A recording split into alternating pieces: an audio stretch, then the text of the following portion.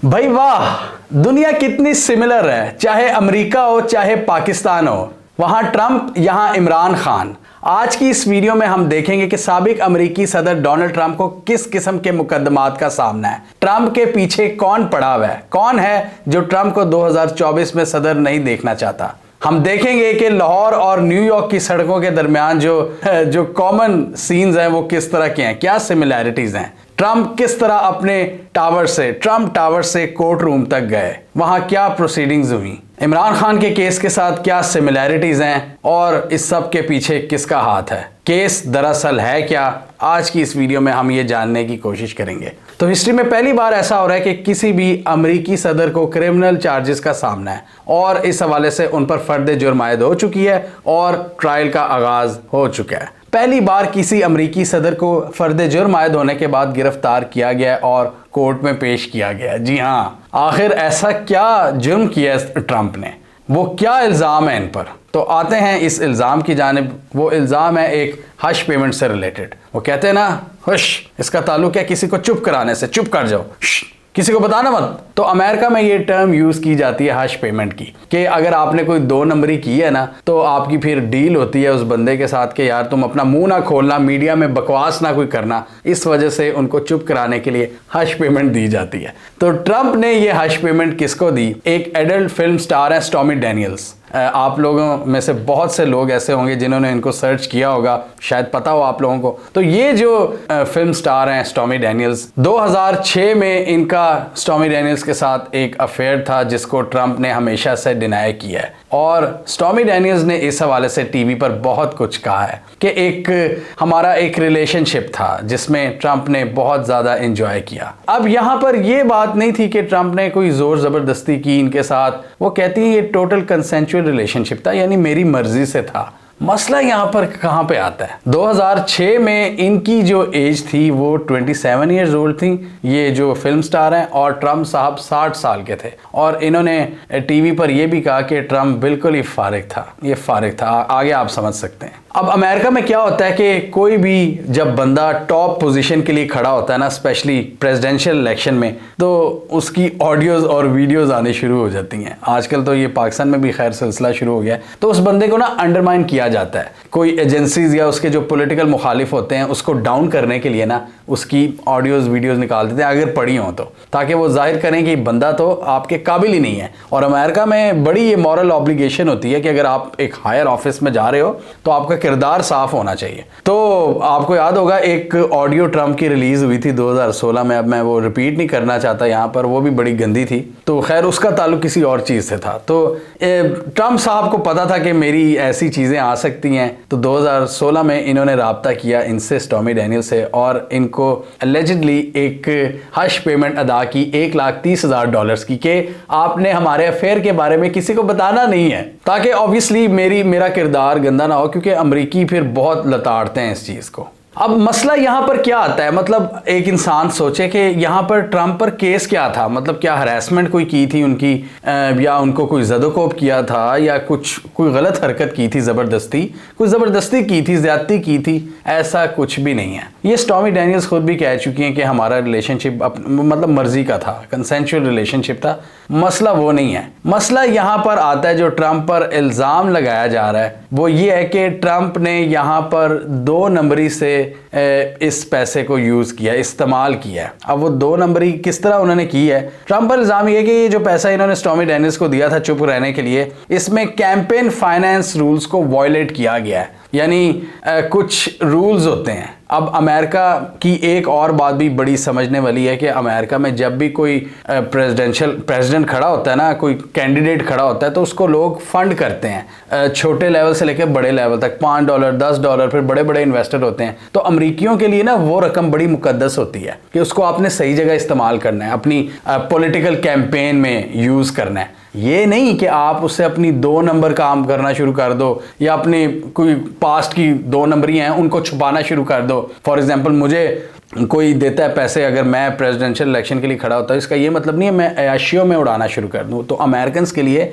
उस मनी की बहुत ज़्यादा कदर होती है। वो एक मुकद्दस पैसा होता है, मुकद्दस रकम होती है कि उसको आपने किस तरह खर्च करना है। ट्रंप पर इल्ज़ाम ये है, अब ट्रंप पर यहाँ पर दो किस्म के इल्ज़ामात लग रहे हैं। एक तो आपकी ऑब्वियसली मॉरल ऑब्लिगेशन होती है और एक लीगल ऑब्लिगेशन होती है। मॉरली भी इसको गलत समझा जाता है, लीगली भी गलत है। तो मॉरली तो ऑब्वियसली ये है कि इन्होंने अपने 2 नंबर काम एक तो किया और उसको छुपाने की कोशिश की। स्टॉर्मी डैनियल्स को पैसा दिया कि तू चुप रही, बोली मत। यहां पर लीगल मसला क्या आ रहा है? लीगल मसला ये आ रहा है कि ट्रंप ने ये जो सारी फंडिंग थी इसका रुख मोड़ दिया इस 2 नंबर काम को छुपाने के लिए, और उसके बाद ना सिर्फ इनका मुंह बंद कराया बल्कि रिकॉर्ड्स में भी इस चीज को छुपाया, डॉक्यूमेंट्स को कंसील किया ताकि ये बात सामने ना आ सके। यहाँ पर इन पर इल्ज़ाम ये लग रहा है कि बिजनेस रिकॉर्ड्स को इन्होंने फॉल्सिफाई किया, यानी कि छुपाया है, possibly to cover up a campaign finance violation,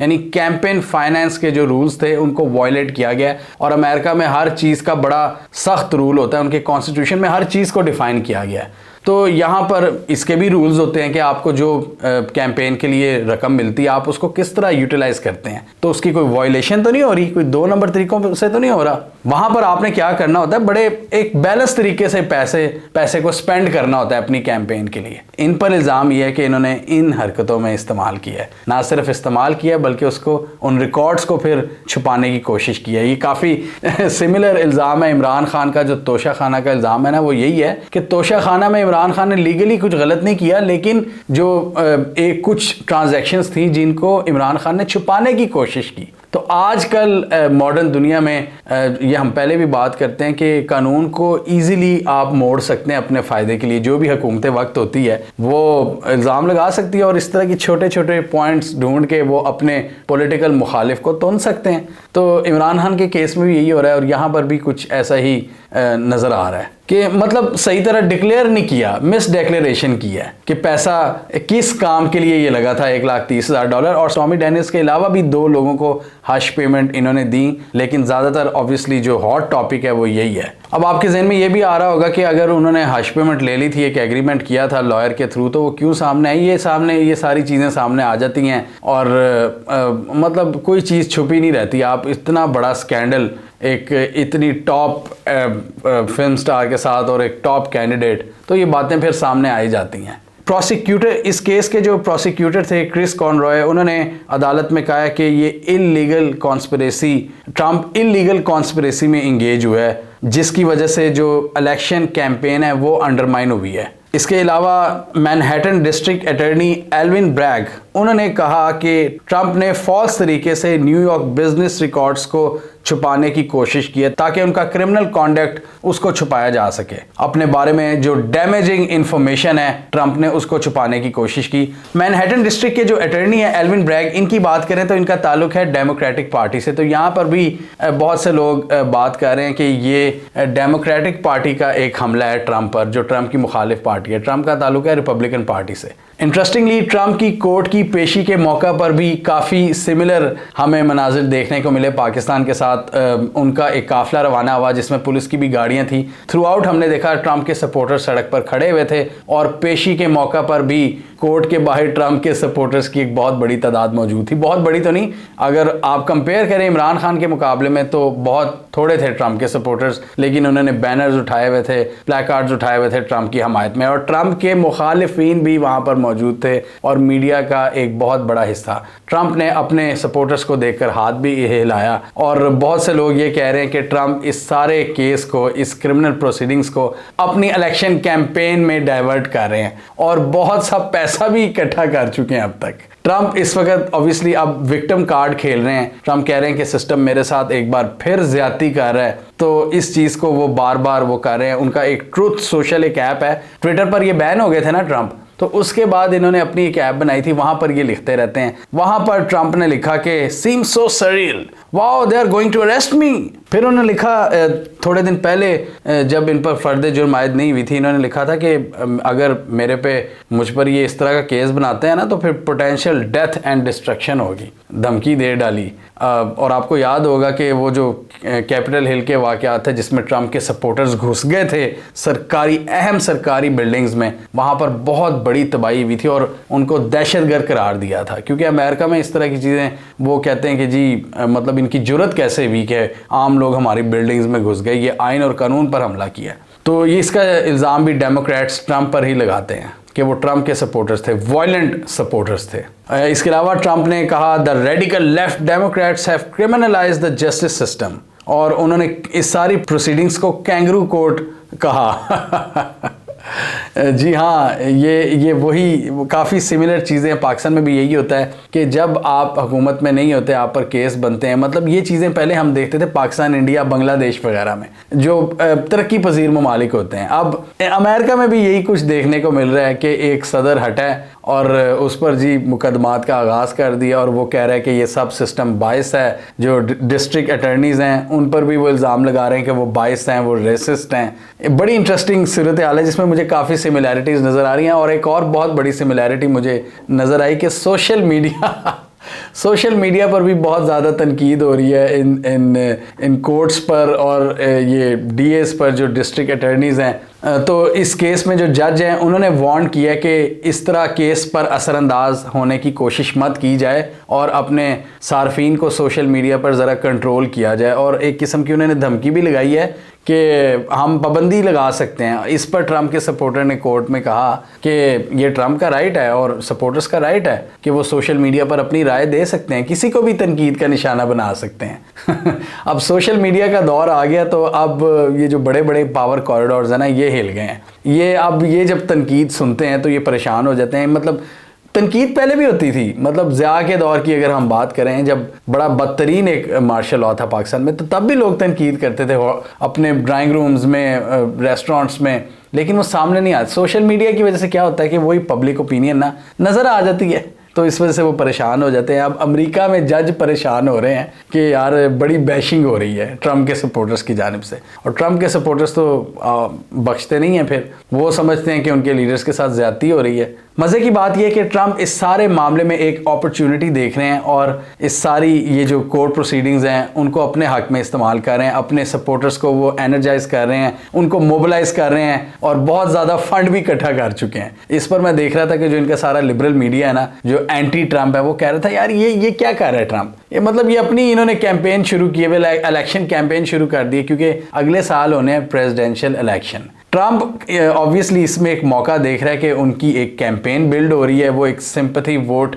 भी इनकी तरफ आ रहा है। ट्रंप की पॉपुलैरिटी इस वक्त बहुत हाई जा रही है। दूसरी तरफ बाइडन की बात करें, जो डेमोक्रेटिक पार्टी है वो इनको टारगेट कर रही है। डेमोक्रेटिक पार्टी के पास इस वक्त कोई एनर्जेटिक लीडर नहीं है। बाइडन इस वक्त जो प्रेसिडेंट है उनकी अप्रूवल रेटिंग बहुत गिरी हुई है और उनको गालियां पड़ रही है, इन्फ्लेशन बहुत ज़्यादा हुई है अमेरिका में, एक फाइनेंशियल क्राइसिस जन्म ले रहा है और इस सूरत हाल में ट्रंप के पीछे बहुत ज़्यादा आवाम खड़ी हुई है। एक बड़ी इंटरेस्टिंग सिचुएशन है। अब इसमें हम एक चीज़ तो क्लियर इसमें नज़र आ रही है कि जो डेमोक्रेटिक पार्टी है वो इस वक्त ट्रंप की पॉपुलैरिटी से शायद थोड़ी सी थ्रेटन फील कर रही है और वो चाहते हैं कि 2024 के इलेक्शन से पहले ट्रंप को डिस्क्वालीफाई कर दिया जाए, उनको जेल में डाल दिया जाए। दूसरी तरफ ट्रंप इसको इलेक्शन कैंपेन के तौर पर यूज़ कर रहे हैं और वो ओपनली कह रहे हैं कि मेरे साथ तो ज़्यादती हो रही है, ये बदनीयती पर मबनी है, डिस्क्रिमिनेशन हो रही है उनके साथ ट्रंप के मुताबिक। और ये चीज़ भी अब हमें देखने को मिलती है इस सारे केस से कि बड़ा आसान है आजकल के दौर में, आप अपनी मर्जी से केस बना देते हो। कोई छोटा सा कानूनी नुक्ता ढूंढकर किसी को कह दो कि आपने ये ये मालूमात छुपाई थी, डॉक्यूमेंट्स को छुपाने की कोशिश की, कंसील की कुछ चीज़ें, मिस डिक्लेरेशन की, तो यहाँ ये हम पाकिस्तान में भी देख रहे हैं और ट्रंप के केस में भी देख रहे हैं। अब हमें क्या पता, ट्रंप का तो वो सिस्टम उनकी ये चीज़ सामने लाना चाहा तो वो ले आया। अब हमें क्या पता बाइडन ने ये हरकत कितनी बार की हो या दूसरे पॉलिटिशियंस ने कितनी दफ़ा की हो, लेकिन जिसको इन्होंने तुनना होता है वो सिस्टम फिर उसको तुनने की कोशिश करता है। और इसलिए बहुत से लोग कह रहे हैं कि ये इस केस में इतनी जान नहीं है और ट्रंप इससे बआसानी निकल आएगा। मतलब यही है ना कि डॉक्यूमेंट्स को कंसील किया है, मिस डिक्लेयर किया है, ये कोई बहुत बड़ा केस नहीं है। हाँ, यहाँ पर केस बन सकता है कि इन्होंने जो इनकी जो सारी इलेक्शन कैंपेन का जो पैसा था उसको इन्होंने मिस अप्रोप्रिएटली यूज़ किया है। उस हवाले से ज़रूर एक केस बन सकता है, इन पर इनको सज़ा मिल सकती है। और दूसरा, हम सोशल मीडिया का भी रोल देख रहे हैं, ये भी एक सिमिलैरिटी है। और जिस तरह सपोर्टर्स एक्टिव हो जाते हैं, अगर उनका कोई फेवरेट लीडर उसको सिस्टम टारगेट करने की कोशिश करे, तो दुनिया अब ऐसी है। अजीब सी बात है कि वहाँ पर जहाँ पर कानून इतने तगड़े हैं, वो सब चीज़ें होने के बावजूद हम देख रहे हैं इतनी ज़्यादा सिमिलैरिटीज़ पाकिस्तान के साथ। वही कोर्ट में क्या कुछ हो रहा है, सपोर्टर्स के साथ आया जा रहा है, और सोशल मीडिया में जो कुछ हो रहा है, फिर जिस तरह पॉलिटिकल ऑपोजिशन की उनको टारगेट किया जा रहा है, ये चीज़ें बहुत ज़्यादा मिलती जुलती हैं। ट्रंप ने क्लियरली ये कह दिया कि वो गिल्टी नहीं है। इन सारे जो उन पर इल्ज़ामात लगाए जा रहे हैं, उन्होंने कहा कि ये इल्ज़ामात दुरुस्त नहीं है, और अब ये सारा केस, ये सारा मामला अब अदालतों में चलेगा। फर्द जुर्म आयद हुई। अब देखना ये है कि ट्रंप इससे बचकर निकलते हैं या इनको सज़ा हो जाएगी या कुछ साबित हो जाएगा इनके बारे में। हमें कमेंट सेक्शन में बताइए, आपके ख्याल में ट्रंप इस सारे मामले से बच निकल पाएगा? ये जो मिस डिक्लेरेशन वाली बात है, क्या इतनी आसानी से इस चीज़ को ट्रंप के अगेंस्ट यूज़ किया जाएगा, या आपके ख्याल में इस केस में कोई ख़ास जान नहीं है? कमेंट कीजिए। इसके अलावा हमारा यूट्यूब चैनल सब्सक्राइब कर लो, साथ ही वो बेल आइकन भी दबा लें, ताकि वो स्टोरीज दुनिया भर से पाकिस्तान से जिनकी मेन स्ट्रीम मीडिया पर प्रॉपर कवरेज नहीं होती, हमारे प्लेटफॉर्म के थ्रू आप तक टाइम पर पहुंच जाएं।